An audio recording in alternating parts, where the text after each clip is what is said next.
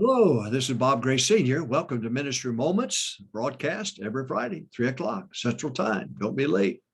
And go to Ministry Moments YouTube and subscribe. That way you'll get it every week. And go to Ministry Moments YouTube. There's a lot more in that toolbox that'll be of help to you. A weekly blog in there. And I get to rant and rave about something. So you go there and take advantage of that. And then you can, and subscribe there because a lot of different things there to be of help to you. So we've been discussing Sunday school, and I hope you're catching on here. This is so vital. All the great ministries of the past, the foundation was laid with Sunday school. Curtis Hudson, the great church in Atlanta, Forest Hills, and Lee Robertson. Now, the sad part about it is because they vacated this foundation of Sunday school. Forest Hills doesn't exist now. Highland Park doesn't exist now. And I think of Dallas Billington, that church doesn't exist now. But he had 9,000 in Sunday school in 1969. And the local papers wanted to play him up as the world's largest church. And he wouldn't let them. He said, no, I have the world's largest Sunday school. That was on purpose because he understood. And then Brother Hiles, of course, the great Sunday school. And same thing. He received an award for the world's largest Sunday school. He never received an award for the world's largest church. And he was not, he wanted to make sure everybody understood that Sunday school. Mrs. Hiles told me from day one, her husband was a Sunday school man from day one. And he was that way all the way through. And so now I'm going to talk to you about what Brother Hiles tried to accomplish. He thought that Sunday school best accomplished.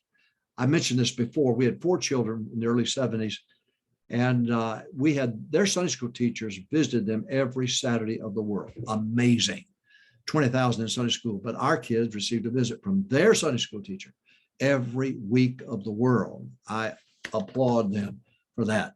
And sometimes pastors say to me, I can't get my Sunday school teachers to visit absentees. Well, the problem is your class is too big. Brother House had in the early 70s, we had 800 Sunday school classes, average 20, 25 apiece. Even the 8 bus ministry only averaged 20, 25 apiece, few exceptions.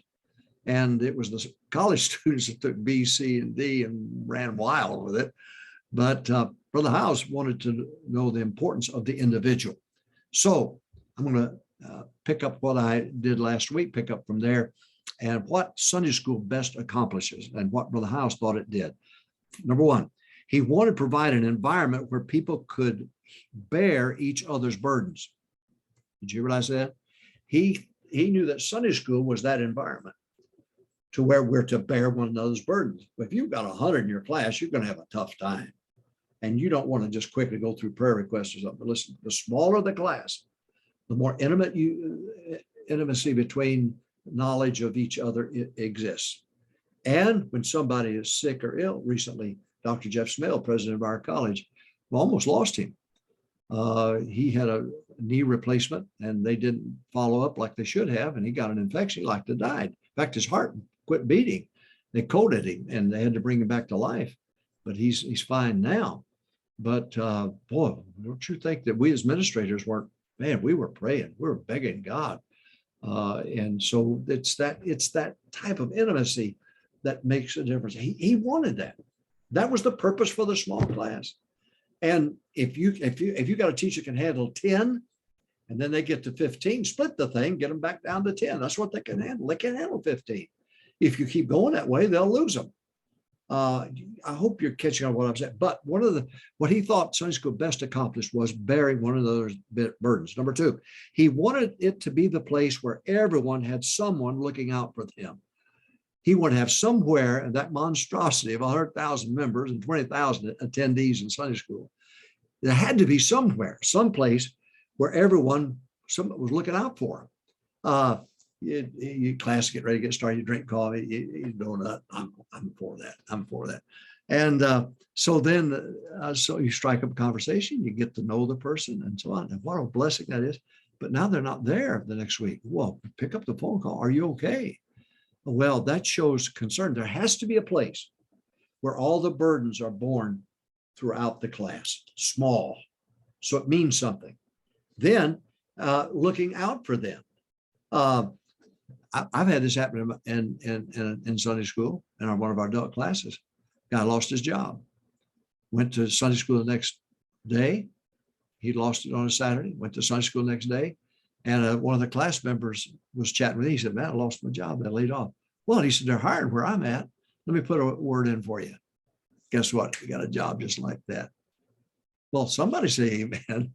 Now, what Sunday school best accomplished? Brother Hiles wanted to provide an environment where people carried each other's burdens.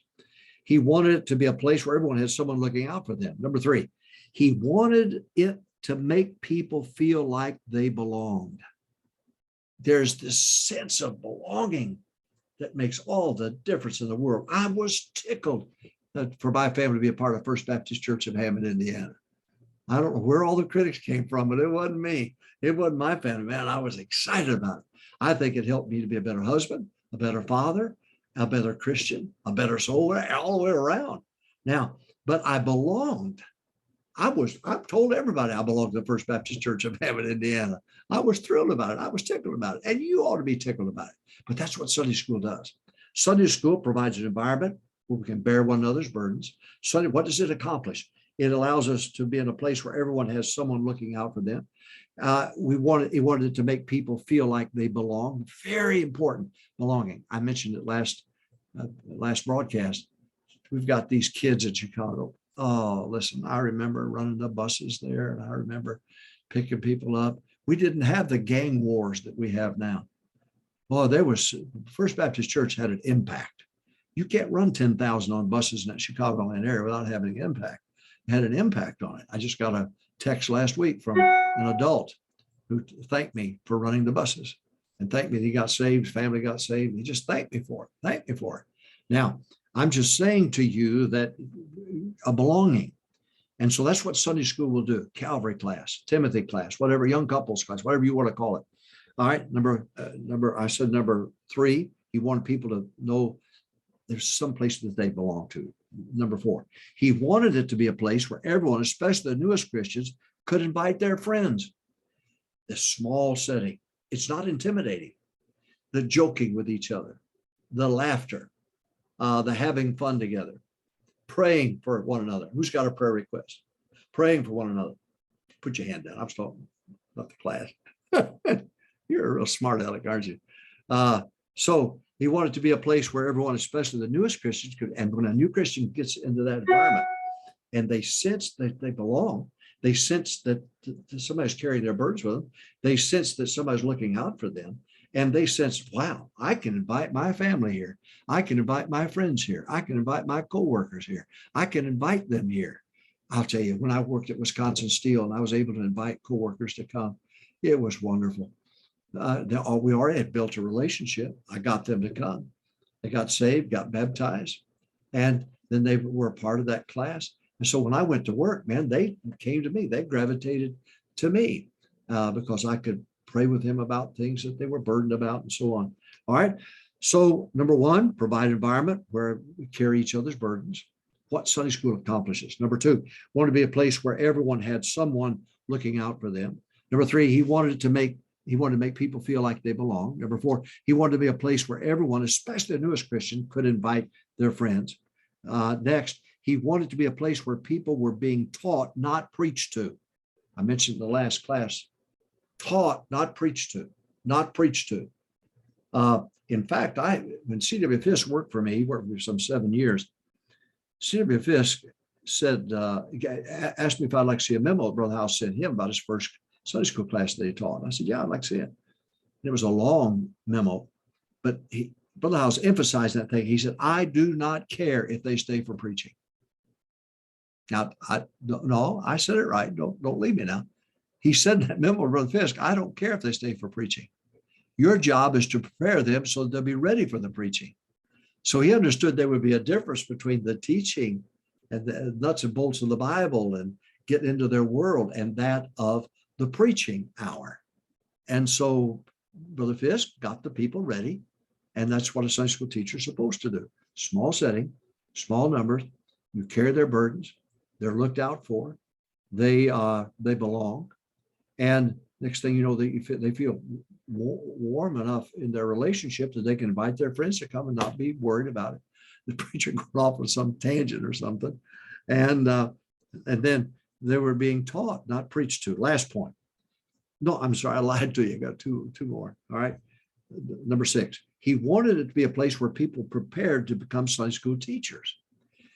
They, in a small setting, when they saw how the teacher taught, he had the lesson, was prepared for him. He went there prepared. He taught the lesson. And that gives the person sitting there a sense of, I think I can do this. So that when the challenge comes, they actually step up to the plate. I think I can do this. I really do. I think I can. Pastor was a teacher. I remember that Sunday school teacher. He really wasn't that hot, but we've got this Superman image of Sunday school teachers and staff members and preachers and so on. It's just not true. But it gives them a sense of, I can do this. I can do this. Number 7, he wanted to be an evangelistic arm of the church. Now, I've got to go back and reestablish our thoughts here. Evangelism and soul winning, 2 separate ideas. Soul winning, cold turkey, total stranger, get them saved, pick them up, bring them to church, get them into a Sunday school class. Evangelism is where it's your world. It's your family members. It's your neighbors. It's coworkers. It's people that you're already in their world. They're already in your world. And you have a good camaraderie with them. That's what evangelism is. So he wanted to be an evangelistic arm of the church, Sunday school, to where you'd reach out to your family members, invite them. Oh, you're talking about a thrill to see somebody get saved. And then all of a sudden, one family member after another getting saved. Shorty Aiken. Shorty Aiken was my bus mechanic. He was a truck driver, drank a lot. Shorty, of course, he was short. And he got saved. But we got 18 family members of his family all got saved. Shorty's in heaven now. I remember the day he came knocked on my door. He's working for me, his bus mechanic. He knocked on my glass door outside my office and came in and laid his head on my chest and was crying. And I thought, oh no, somebody's died. And I said, sure, are you okay? He said, no, I'm happy. I'm happy. I want you to know it's been 1 year to the day that I've been dry. I've been sober. Thanks to you, preacher, and the Lord. Oh, isn't that great? Isn't that great? Okay, what does Sunday school best accomplish? It's an environment where people could bear each other's burdens. It's a place where people looked out for them. It's a place where they felt they belonged. There was a belonging, a sense of Calvary class, Timothy class. I belong to this small Sunday school class. He wanted to be a place where everyone, especially the newest Christians, could invite their friends. It's small enough, not threatening, to where you can invite your friends to come to that class. He wanted to be a place where people prepared to become Sunday school teachers. When they were finally asked after being there for a year or 2 years or 3, they would say to themselves, you know what, I think I could do it. I think I could do this. And the pastor's asked me to do it. We've got to divide to multiply. All right. He then last point, he wanted to be an evangelistic arm of the church. Again, I'm going to have to change your definition here. Soul winning, cold turkey. I'm for it. I'm for it. We average 650 some people going out soul winning every week in the world. We had 1,000 people saved a week. We had to go 129 miles to get to them, but we had great soul winning, great bus ministry, great reaching everybody with the gospel. Now, I'm just saying to you, that's the soul winning aspect. Cold turkey, get them saved. But evangelism, I work with them. They're family members. I talk to them over the fence. We cut up back and forth. At Christmas time, I would take fudge to all the neighbors and give it to them. I wanted them to know I want to be in their world because I could invite them to come to Sunday school in a small Sunday school class. Well, I hope this is being a help to you. Don't forget now, go to Independent Baptist Online College. You could take Sunday School Course 1. It's only going to cost you $50. Now, that's a savings. That's a tremendous savings. Sunday School Course 1 has to be taken before you can go to Course 2 and Course 3. So go to Independent Baptist Online College, and they'll instruct you as to what to do to take advantage of this special Sunday School Course 1. So you do that. And then join us every Friday, 3 o'clock Central Time on Ministry Moments. And let's see, I think I've got, yes, one more class on Sunday School that I'm, Ministry Moments on Sunday School. So we just one more. You can survive that. Good grief. It's good for you. It's not going to hurt you. So you make sure that you're here next week and subscribe. That way you'll get this every week. Got one more session on Ministry Moments of Sunday School. You join us.